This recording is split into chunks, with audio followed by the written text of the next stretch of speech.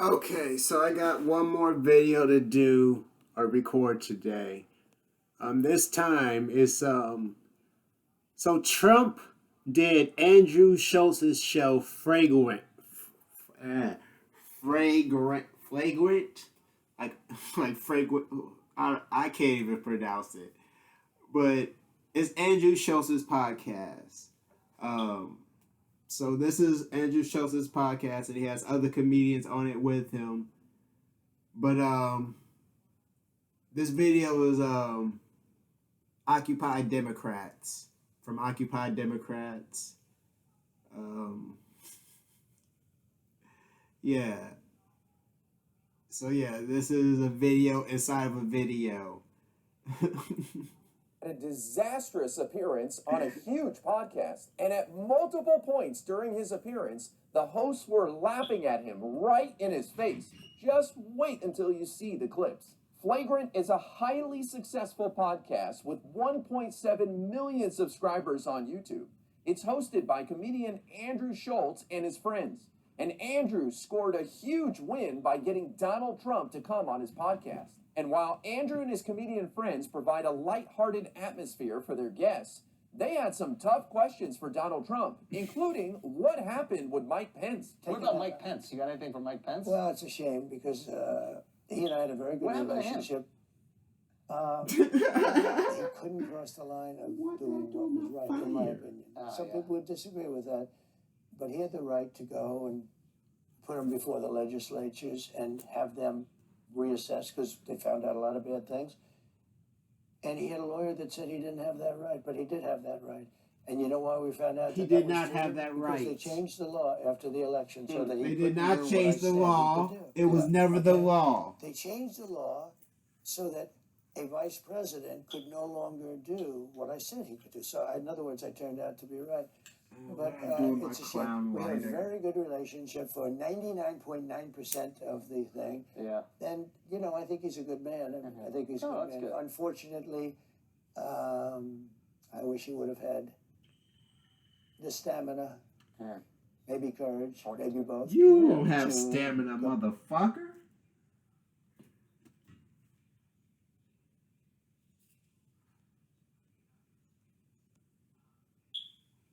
Okay.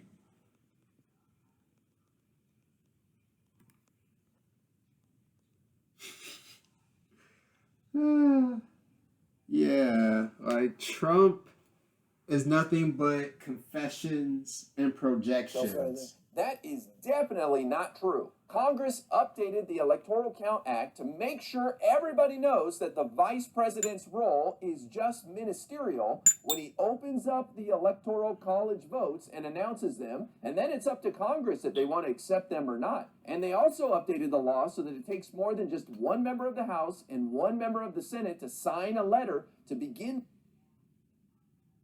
the objection process of the Electoral College votes. Now it takes 20% of each chamber to begin that process. So Mike Pence did the right thing, thank you very much. Because we have to have honest elections in our country. And if we're afraid to challenge an election, we're in big trouble, you know. They say, if you challenge, they've challenged elections, the Democrats. Look at Maxine Waters. How? Okay, Maxine Waters lost that bullshit, and she admitted it. No one has done what Trump has done when they lost an election. Dare them, you know, they've challenged Stacey Abrams. Almost all of the Democrats challenged. But when we challenge, they say he's a threat to democracy. These are con artists, and they're very bad for our country. So I'm going to weed them out. I'll do it in honor of you. What is that supposed to mean? I'm going to weed them out. That sounds pretty dark from Donald Trump right there. And once again, Donald Trump brings up this nonsense that Democrats do not accept election results. In 2018, Stacey Abrams ran as the Democratic candidate for governor in Georgia. And when she lost, she admitted that she lost and that Brian Kemp, the Republican, would be the governor. But she refused to concede because of allegations of persistent voter suppression in Georgia. And we all know what the Republican Party's been up to try to keep down the vote in that state. That being said, she always admitted that Brian Kemp had won the election, but she wanted to make a point about voter suppression. And then she ran again in 2022 and lost to Brian Kemp again and had no problem conceding, even though she still feels that voter suppression is at play. And Hillary Clinton conceded the morning after the election to Donald Trump. So he can keep making all this noise about Democrats refusing to accept election results, but it's just not true. And even in the examples provided by Trump, it comes nowhere near the nonsense that he has been saying about the 2020 election. Andrew Schulz also had what he thought was a funny question for Donald Trump about Barron Trump and abortion. But I think the question actually represented the position that a lot of guys have in standing with women in support of abortion. Watch. Barron is 18, he's handsome, he's tall, he's rich. He's got the whole ball. He's unleashed in New York City. Are you sure you want to reverse Roe v. Wade now? You've got to love the look on Donald Trump's face as he realizes how wrong he is on this issue. Yes, as that look is just like, guys are clowning on his party's position.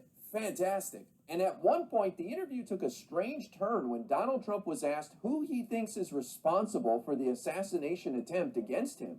And he rambled on and then tried to explain it as some sort of strategic, brilliant move called weaving. How I got $1.6 billion off the price of Air Force One.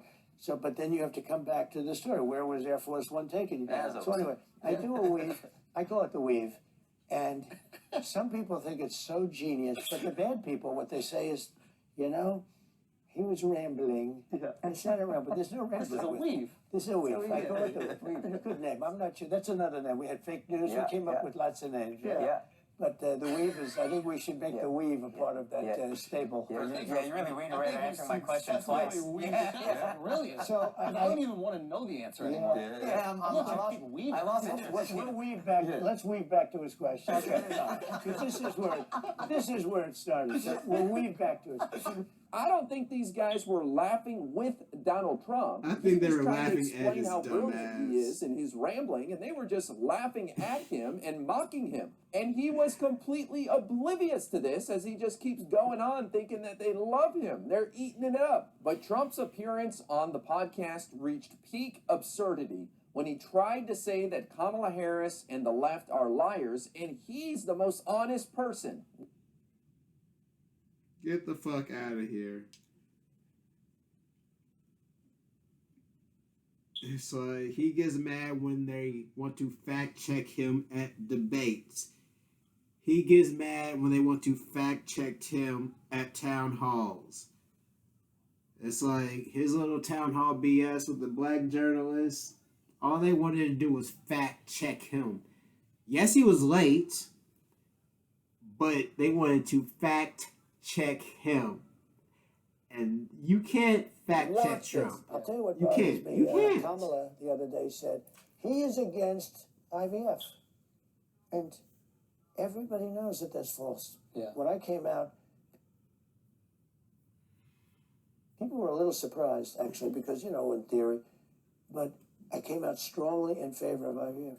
She has an add-on that I'm against IVF. She knows it's untrue. She has an add-on that bloodbath. Bloodbath means like blood, and that's not what I was talking about. The automobile industry. It's going to be a bloodbath in the automobile. We're going to lose all our business. And that's what it's referring to. When they do things, and they do a lot, but I always refer back to the simplicity of McDonald's. She lied about McDonald's. She lied about many things, and she's a liar. There should be some kind of a rule when they know it's a lie. You can't do a commercial on it. But this is a thing that's going to end in 29 days, so they can say what they want. I have a hard time doing it to them because I'm basically a truthful person. But frankly, she's given me so much ammunition. I don't really have to. She's a radical left lunatic. Andrew Schulz can't even contain himself and laughs in the face of Donald Trump when he says, I'm basically a truthful person. And you could tell these guys are uncomfortable as the room gets quiet when Trump says that it's Kamala Harris and the left that are liars and he's the truthful one. When everyone knows that every time Donald Trump opens his mouth, he's lying. And to Donald Trump's point about not being allowed to run commercials if something's not true, we would never see Donald Trump again if that was the law of the land. What a disaster of an appearance by Donald Trump. There are now clips going around the internet of these guys laughing in his face, and nobody's going to go watch the rest of the podcast to get the context or care. Kudos to whoever in Trump's team booked him for that appearance, because I think it was a hot mess. Was it a hot mess? Because it was. I think that was an excellent interview for Schulz and company. I think that was A1, excellent top tier interview for Schulz and his crew. I haven't even watched that interview myself. Actually, let's go find that interview real quick. That actual Schulz interview.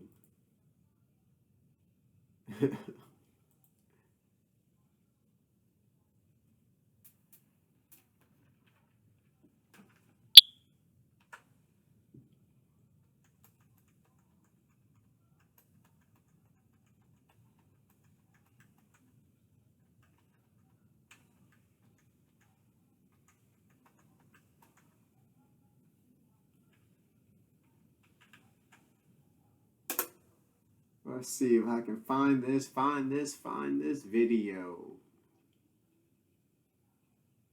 Shouldn't be too hard. Andrew Schulz.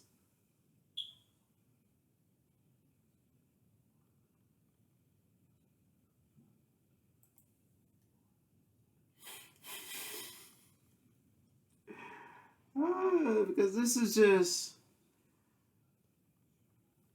I mean, this is what you kind of expect people to do if they're face to face with DJT.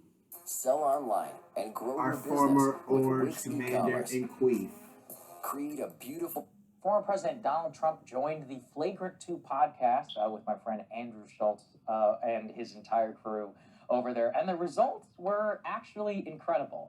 Before we get into it, Crystal, I think you and I have been discussing it. The way that they handled this was amazing. And really what it came down to is they didn't have the, and look, in general, as people know, I advocate dressing up, treating the president, etc. But it's a comedy podcast. So in general, their theory of going into it was, let's just treat him like a normal guest.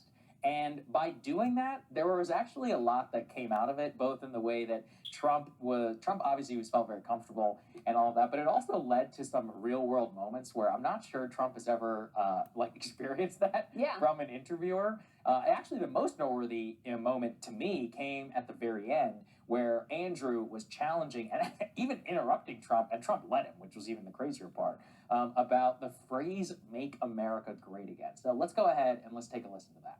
The term MAGA, Make America Great Again. I'm going to make this country great again. It's not a great country right now. It's loaded up. It's always a great country. It's a great country. See, that's always a great country. Okay, but I say it has the potential, and it was a great country. Mm-hmm. I think now there's so much hatred and there's so much I think it's always been a great country. When you have people that can't walk down Fifth Avenue, when you have people that can't walk down a street, it ceases to be... We can always be better. We can always be better. Yeah, but you can't blindfold yourself to say... No, I'm honest about it. But to me, I'm really proud of America because I think that I think I can be the best version of myself here. You know, I think that Donald Trump can only happen in America. Your life, what has happened to you, this is an American story. I mean, I thought that was interesting. I'm shocked Trump let him talk, actually. It shows that Trump likes him. Having interviewed Trump in the past, it can be very difficult to interrupt in that regard. But it was an interesting moment to me, both in the challenge. Also, look, no surprise, Trump's not going out in flagrant out of the goodness of his own heart. He's doing it to try and reach the people who watch comedy podcasts, which is predominantly young men between the age of 18 to 35. And so I was like, that is, I'd be curious. Look, obviously, I'm in politics all day long. If this is your, maybe not first exposure, but maybe your first long form exposure to Trump, I don't really know what to take away from that. I thought it was interesting. Yeah. I mean, Oh wow, Megyn Kelly opportunity to move has some young 2 men cents their on way, this. and that there's an opening there, and that podcasts like this help to serve that purpose. And this has been an integral part of their strategy. We saw Kamala Harris do the Call Her Daddy podcast as well. So, they also have their own podcast strategy. But I think Trump campaign, I think it's fair to say, has leaned more into a podcast strategy this election. So it'll be interesting to see what the results are. But yeah, to go back to your point about I liked Andrew Schulz is not a journalist. He's not going to ask he didn't try to pose as oh, I'm going to do a bunch of tough follow-ups or whatever. I'm just going to treat you the way that I would treat any normal guest. And by the way, I'm going to laugh in your face and mock you effectively to your face. Well, we should watch that because that was a really funny when it's called part. for. And I kind of liked the vibe of that. I think we should normalize laughing and mocking politicians to their faces more often. Let's take a listen. This was on the basically truthful comment. They can say what they want. I have a hard time doing it to them because I'm basically a truthful person. But frankly,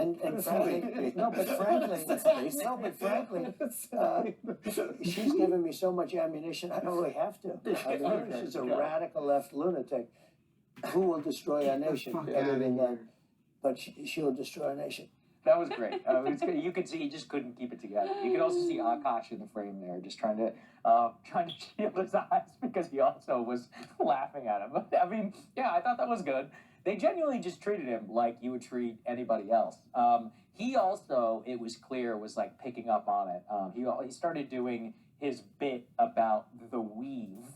This is perhaps the biggest insight into Trump's mind because what he's picking up on is there have been previous leaks and criticisms of Trump, not even advisors, but also other politicians who are hey, he's rambling and he doesn't come to the point. He takes that very much to heart because to him, he calls it the weave and he believes it's part of his superpower. So he explained this on Flagrant. Let's take a listen.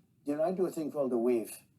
And there are those that are fair that say, this guy is so genius. And then others would say, oh, he rambled. I don't ramble. If I start a story, what you do is you weave things and you do it. You have to have certain things. You need an extraordinary memory because you have to come back to where you started. Yes. A weave is only good if you come back for that. Yeah, sure. And you can go all the way over here and I then can get back. go so far here or there, and I can come back to exactly where I started. Now, someday when you don't come back to where you started, You're buying it. then you say, no, but the weave is the way. When you're telling a story, I was telling a story at a rally the other day in front of thousands of people, and I started off, and then something in the story, I actually mentioned Air Force One. It was Air Force One was there, so I mentioned Air Force One, and then I said how I got $1.6 billion off the price of Air Force One. So, but then you have to come back to the story. Where was Air Force One taken? So anyway, I do a weave. I call it the weave.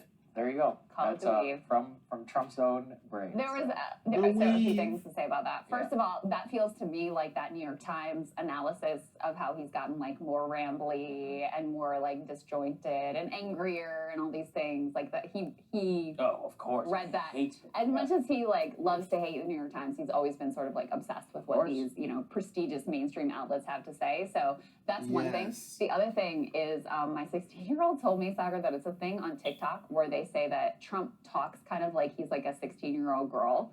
So with the basically truthful thing, being I'm a basically truthful person. I have not thought about that. I haven't either. I don't spend a lot of time with 16-year-old girls, but it does make sense.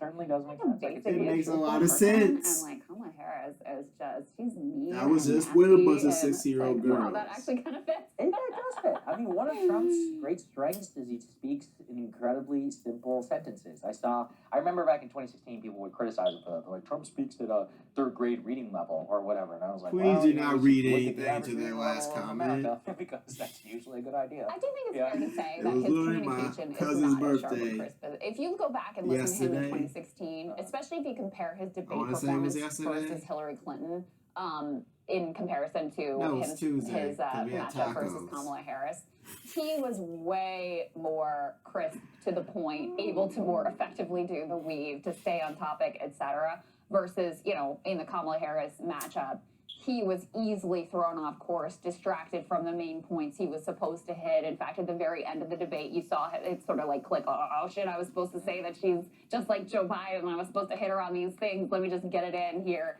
before the buzzer. So I do think it's fair to say that he is not as crisp as he was in 2016, that he's not as able to pull off the weave as he once was. He had some moments there. Well, I don't know. You weren't there for the snake, which I had to sit through many times. Back in 2000. I remember it, though. I used to be able to recite it from memory.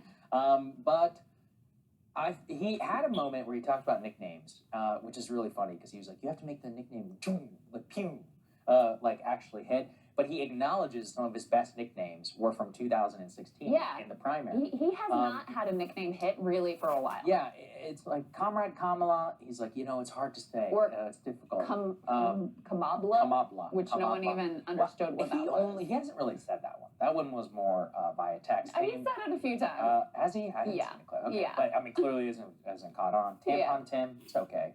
It doesn't hit. It doesn't. Lion Ted was just so good. I can barely describe it to people about how much it hit at that time. Even Little Marco. These were legendary. He tried to say Sleepy Joe. I mean, it was good, but I don't know. For some reason, it didn't quite hit as well. But this time around, he doesn't seem to be there. He even said, he's like, well, it's my best names. I can't talk about them anymore because they're all my friends now.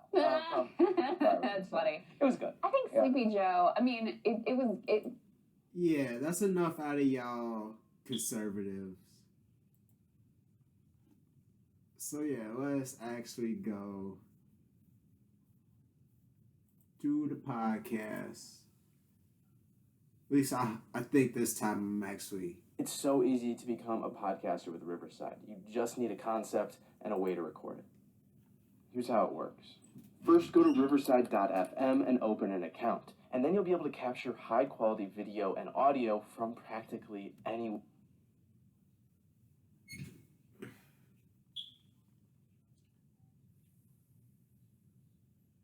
So he goes on with Andrew Schulz, who did such a nice interview of Trump. I have to say, it was very funny. He's a comedian, and he is hysterical. If you ever get a chance, watch his Netflix specials, and you can go back and find our episodes. We'll get you the numbers. But I died. I laughed so hard every time I've talked to this guy. He's so R-rated, but so...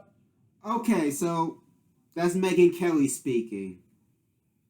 If you all know Megyn Kelly, she was a part of the third hour of the Today Show until that infamous Halloween fiasco where she defended blackface.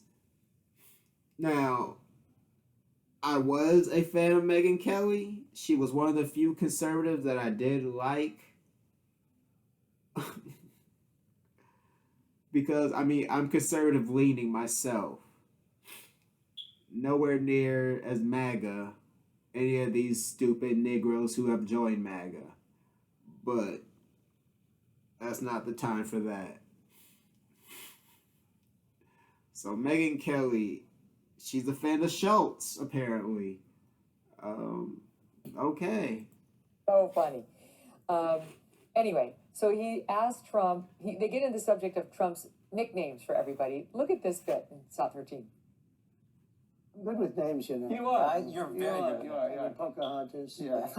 Weird names. What about, and there was, Tampon Tim was good. What about, the problem with Tampon Tim, it's hard to say. Yeah. In other words, it's a mouthful. It's a lot. Yeah. Tampon. And you can't stutter it through when you talk. It's really a lousy word to say. Yeah. Quite accurate, right? There are some, like Comrade Kamala. It's a little hard to say. She's Comrade because she's obviously a communist. Yeah. She's horrible. So I call her Comrade. Yeah, yeah. And it's... Okay, so let's hold up. Let's go back to that Tampon Tim. Because I'm in Minnesota. I'm not in elementary school or K through 12. But I've got nephews who are K through 12. And some schools have tampons in them in the boys' room. But that's because those specific schools have transgender males, or not transgender males, transgender females who are, transitioning from female to male, who still menstruate. Okay? That's just a fact of human life. Women at some age, they menstruate. That's a sign that they're unfortunately able to bear children. Not that they should or they're ready to, but that's the truth about the whole Tampon Tim and Tim Waltz. Yes, he did that to give access to girls who are transitioning to boys who still may need a tampon. It's not bad. I myself have But when you dated put the names together, it's a limit. few You gotta be able to transgender people. No, you gotta be able to put it out there. I mean, honestly, like, he'll talk to you about anything. He'll tell you how he comes up with the nicknames. By the way, the name of the podcast is Flagrant Fun. Fragrant. Well, just two things about that thing. One is the Pocahontas thing is exactly that kind of thing I was just talking about. I remember all liberals believed that him calling Elizabeth Warren Pocahontas was somehow racist, when in fact he was mocking her racism for having claimed Native American status to advance her career when she in fact was not Native American. Pocahontas wasn't mocking Native Americans, actual Native Americans. It was mocking Elizabeth Warren for pretending to be one. I don't know. How do y'all feel about that? Honestly, I never give a fuck about the whole Pocahontas thing. But I don't think it was correct. When she wasn't. So you either is a see that you were... pretendian. Exactly. A pretendian. I find this That's so a good interesting one, a pretendian. I've seen a lot of this, having worked with Rumble now for a while, and kind of delved more into this sort of subcultures on the internet. Fame is now so fragmented. There are a lot of people who have a lot of influence and a lot of fame who most people who work in mainstream media have never heard of, let alone even talked about. There's this whole kind of subculture on the internet with people who have millions and millions of viewers, way more than most people on television, and they're unknown. I guarantee if you ask most people who work in media or politics who Andrew Schulz is, they would have no idea, even though he commands, a gigantic audience, or Theo Von, people like this. It's a really interesting thing, and younger people in particular, have no idea who, say, George Stephanopoulos is, but you ask them who Kai Cenat is or iShowSpeed, and those are their celebrities. Those are the people who they listen to, and the internet has really fragmented fame in this way that I think is super interesting. And Trump has been going on those shows, I think, oriented by Barron, who listens to them because that's who young people listen to, in a way that has been really effective. That's a good point. Meanwhile, Tampon Tim went over. He gave some speech last night, and they put him next to some gamer. This is the Harris's response to the Trump appeal to young men. They put him next to a gamer who was playing the game online in a split screen next to Tim Waltz. I'll just show you a little bit of what this. None of us totally understood this. Here it is. I hear this. I don't know. I don't really like Donald Trump's personality, but I like his proposals. Which ones? Tax cuts to billionaires? Taking away women's reproductive rights? Not dealing with climate change? Not having a plan for immigration? Okay, I'm not sure that's the same thing. I'm not sure that's going to get it done with the young men going, but that's what they're doing. I don't know about that. I mean, you can go and try and speak to certain voters if you're a natural in the way Trump is. Like, he fits in very well with those shows. He talks about the same things they talk about in the way that he talks about them. If you do it, though, in a way that's totally condescending, like, hi, I'm Tim Waltz in my relaxed mode, here to talk to you young people while I game, and it comes off as super cringy. I remember the 2016 Hillary Clinton campaign really believed that if they dragged Lena Dunham around everywhere and remember she took over Hillary Clinton's Instagram account, that this is going to be the thing that was going to propel all these young people to go out in droves and support because they see Lena Dunham as their representative, and if Hillary hung around with her enough, it's so out of touch. Like, you either have that ability or you don't. And in those two clips, you see who has it and who doesn't. It's so true. Oh my gosh. Here I am, my normal person. By the way, the Andrew Schulz MK episodes are episode number 74 and 358. 74 and 358.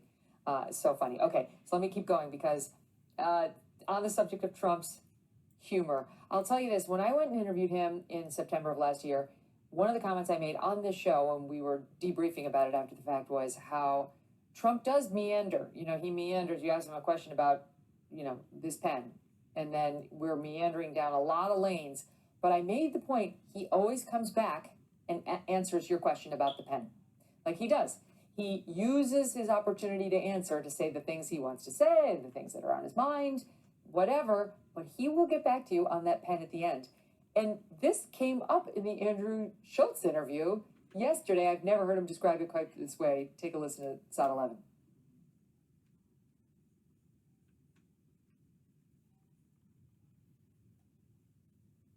Given that you believe human beings are exacerbating climate change, shouldn't you agree that we ought to transition away from fossil fuels? Well, no, I don't agree with that. My contention is I don't know. I do believe global temperatures are rising. I'm not willing to say definitively it's anthropogenic, meaning it's human activity. But if you connect the two, I asked the question I asked earlier, how much are... You know, I do a thing called a weave. I don't ramble. If I start a story, what you do is you weave things and you do it. You need an extraordinary memory because you have to come back to where you started. Yes. You always, a weave is only good They if don't you give you come credit back. for that. Yeah, it's true. Then you can go all the way over here and then I get can back. go so far here or there. And I can come back to exactly where I started. Now, someday when you don't come back to where you started, You're Biden. then you say, You're Biden. The weave.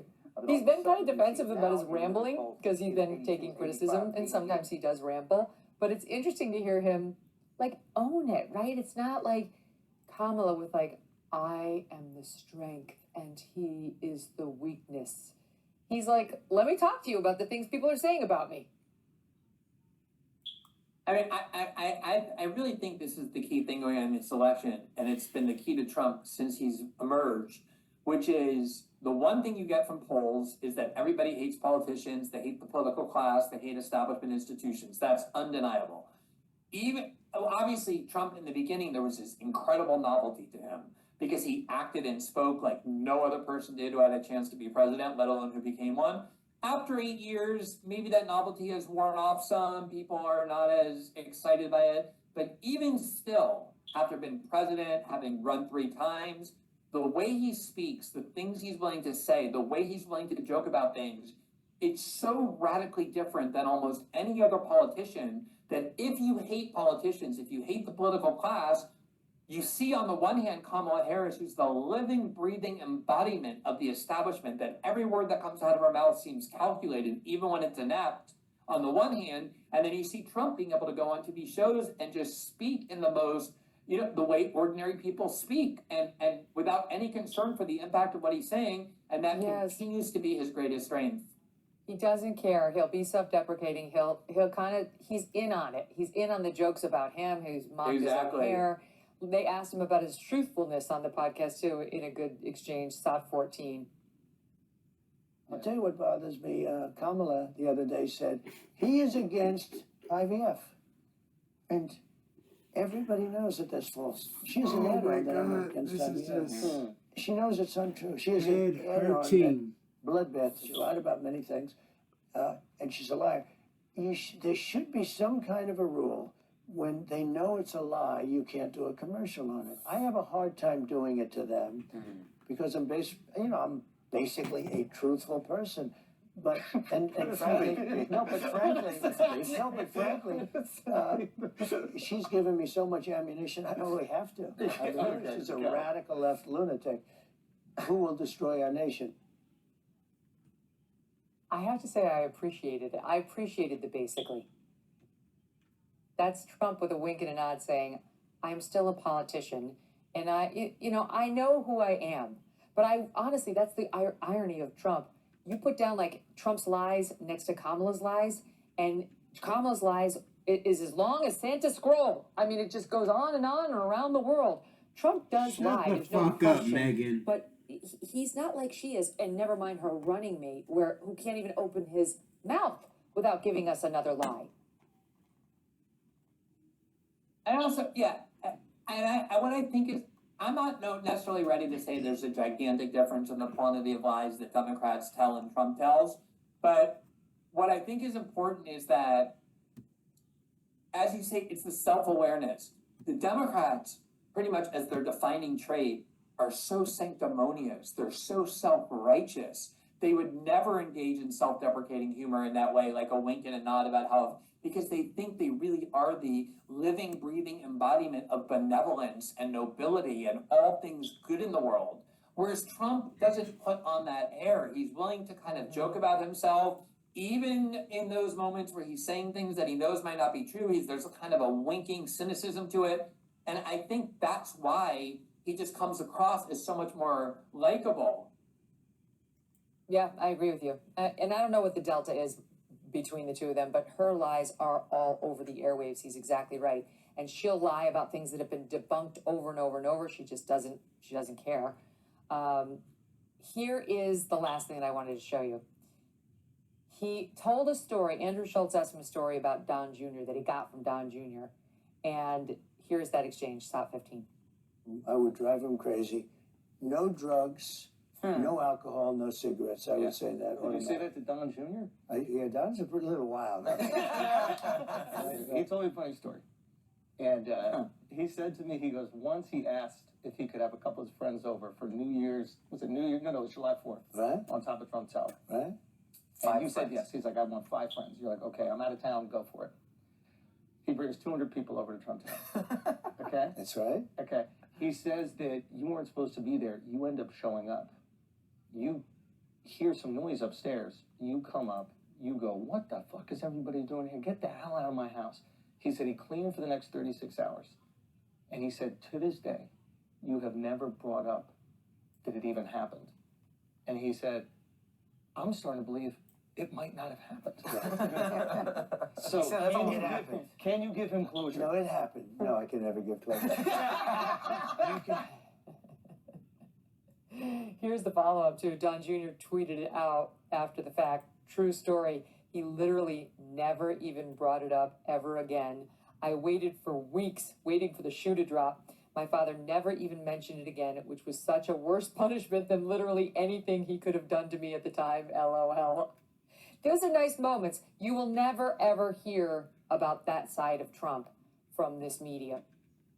Imagine waking up one day to find out your home no longer belongs to you. Someone somewhere has stolen it. They've stolen your property right out from under you. It sounds unthinkable, but it is a sad reality for some American homeowners and a risk for anyone that owns property. It's called house stealing. That's what the FBI says. It's a form of real estate fraud where scammers leverage loopholes in the system to fraudulently transfer your home's title into their name, then take out loans against your property, or even sell it behind your back. By the time you find out, the scammer's long gone, leaving you, the legitimate homeowner, to clean up the mess. We're offering 24/7titlelock.com title scan by using the link. Hit the subscribe button for more clips and full episodes. Okay, that's the end of Megyn Kelly. So that wasn't as flagrant as I was expecting. But yeah, that was like 3 different videos about Trump doing Schulz's podcast. But yeah, if you want to hear the full podcast, just Google Andrew Schulz interviews Trump. You should have no problem finding it. Or YouTube search it, you know. But thanks for watching. And leave a comment. Also, have a community tab. It all helps out.